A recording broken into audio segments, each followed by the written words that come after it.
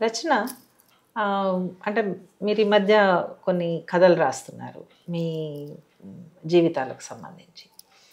అంటే ఇది ఒక సమగ్ర రూపంతో పాఠకులకి తెలుగు సాహిత్యంలో కానీ చాలా ముఖ్యమైన విషయం అవుతుంది. ఇది ట్రాన్స్ జీవితాల మీద రావటము అనేది ఒక సమగ్ర రూపంతో ఎప్పుడు వస్తుంది. అట్లనే అసలు భారతీయ సాహిత్యంలో కానీ అంతర్జాతీయ సాహిత్యంలో కానీ ట్రాన్స్ వ్యక్తులకు సంబంధించినటువంటి జీవన కథనాలు ఏమేమి ఉన్నాయి? సో నా ముందు తరం వాళ్ళు రేవతి మీకు తెలిసే ఉంటుంది, ఒక ఇతర ఆత్మకథ తమిళ్లో అది తెలుగులో ట్రాన్స్లేట్ అయింది. అది చాలా విరివిగా చాలామంది ఆదరణ పొందినది పుస్తకం. అది కాక వేరే ట్రాన్స్జెండర్ వ్యక్తులు ముఖ్యంగా లివింగ్ స్మైల్ విద్య, నేను స్మైలీ విద్య అని, అలాగే లక్ష్మీనారాయణ త్రిపాఠి రాసింది మీ లక్ష్మి మీ హిజడా అని, ఇట్లా వేరు వాళ్ళ ఆటోబయోగ్రఫీస్ చాలా మటుకు పాపులర్ అయినాయి. అలాగే రేవతి అమ్మ రాసిన ట్రాన్స్ మెన్కి సంబంధించిన ఒక కథల సంపుటి కూడా చాలా ఫేమస్ అయింది. ఇప్పుడు అంటే చాలామంది రచయితలుగా వస్తూ ఉన్నారు. ముఖ్యంగా సినిమా ఫీల్డ్లో నాకు తెలిసి గజాలా అనే ట్రాన్స్జెండర్ మహిళ ఎవరైతే ఉన్నారో ఆమె మంచి స్క్రిప్ట్ రైటర్గా కూడా ఆదరణ పొందింది. ఆమె ద లిప్స్టిక్ అండర్ బుర్కా అనే సినిమాకి స్క్రిప్ట్ రైటర్గా ఉంది. థింగ్ ఏంటంటే రచన చేయాలి అని రచనలలో చాలా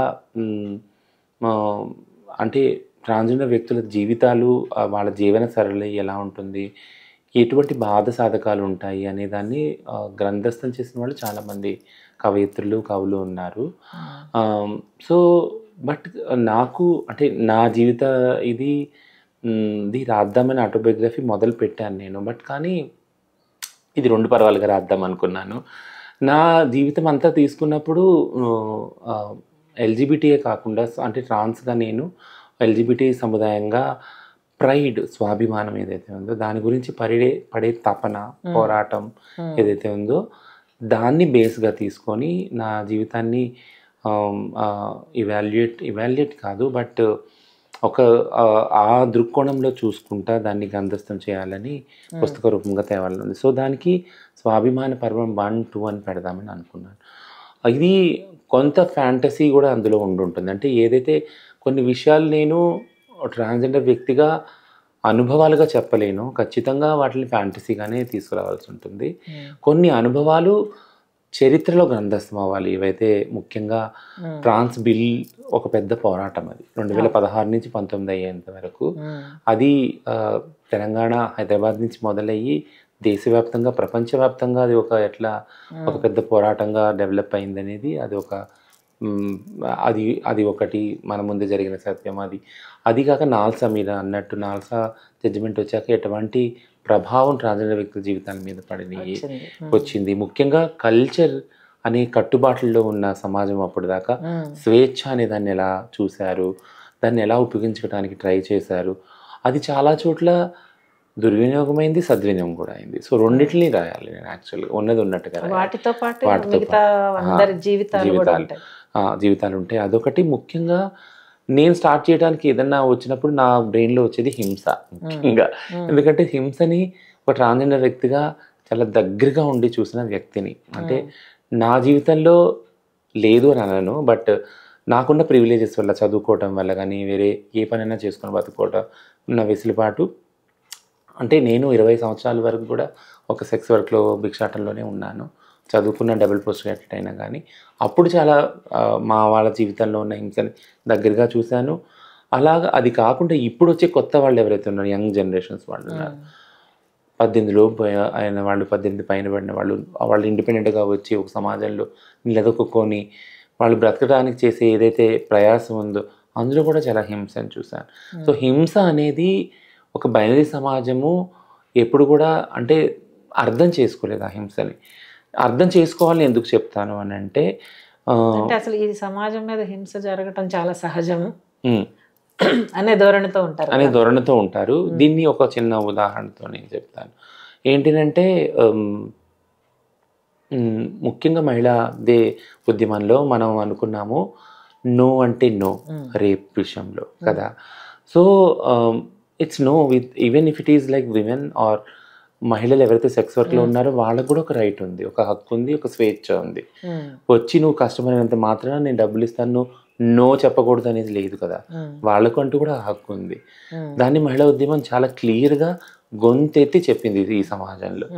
అలాంటిది నేను ఎందుకు ఉదాహరణ చెప్తాను అంటే, మహిళలు ట్రాన్స్ మహిళలు అందరూ మహిళలాగానే ఉంటారు, బట్ అందరూ కూడా ప్రతిసారి ప్రతి ఒక్కళ్ళు వచ్చిన వాళ్ళందరికీ సెక్స్కి ఓకే అనేది లేదు. అది సమాజంలో ఏమనుకుంటారంటే అందరూ సెక్స్కి రెడీగా ఉంటారు, అది కాదు. అది ట్రాన్స్ మహిళలు కానీ, లెస్బియన్ కానీ, గేస్ కానీ, బైసెక్షువల్, మాకంటూ సెక్షువాలిటీలో సెక్స్లో కూడా ప్రిఫరెన్స్ ఉన్నాయి, మాకంటూ రైట్స్ ఉన్నాయి, మాకంటూ ప్రైవసీ ఉంది, చాయిస్ ఉంది అన్నిటికన్నా.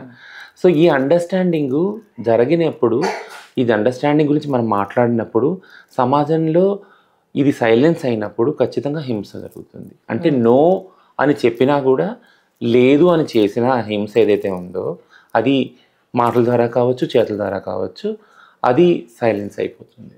దాని గురించి ఎవరు మాట్లాడరు. అంటే క్లియర్గా చెప్పాలంటే ఒక ట్రాన్స్ మహిళ వచ్చి నాకు రేప్ అయింది అని, నీకు రేప్ అవటం ఏంటి, నువ్వు ట్రాన్స్ మహిళది అనే భావజాలంలో సమాజం ఉంటుంది. సో కాబట్టి దాన్ని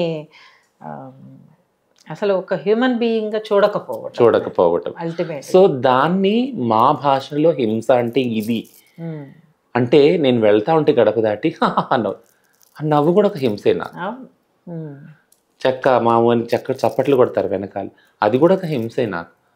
అంటే నన్ను ఎందుకు హైలైట్ చేస్తున్నారు, నన్ను ఎందుకు ఎక్కిరిస్తున్నారు, ఎక్కిరించేది హింస అనేది ఎలా ఈ సమాజం అర్థం చేసుకోవట్లేదు అనేది కదా. అంటే అది నా చిన్నపిల్లలుగా, నాకు చిన్నపిల్లనప్పటి నుంచి పెద్ద అయ్యేంత వరకు కూడా దీన్ని అలవాటు ఎందుకు చేస్తున్నారు ఈ హింస నాకు అనేది కదా. సో ఇవన్నీ కూడా గ్రంథస్థం చేయాలన్నది. ముఖ్యంగా ఎలా ఈ హింస ద్వారా నా స్వాభిమానం దెబ్బతింటుంది.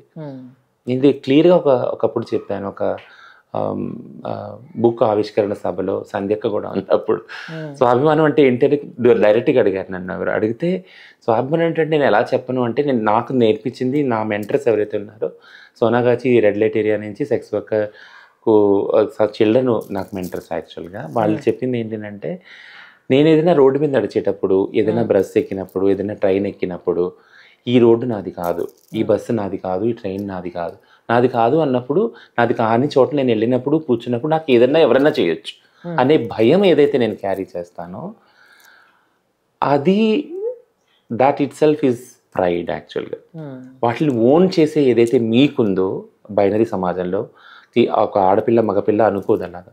ఇది నా రోడ్డే అనుకుంటుంది, నా ట్రైన్ అనుకుంటుంది, ఇది నా బస్సే అనుకుంటుంది. కాబట్టి అది వాళ్ళకున్న స్వాభిమానం, అంటే వాళ్ళకున్న హక్కు అనుకుంటారు. అది లేదు మాకు యాక్చువల్గా.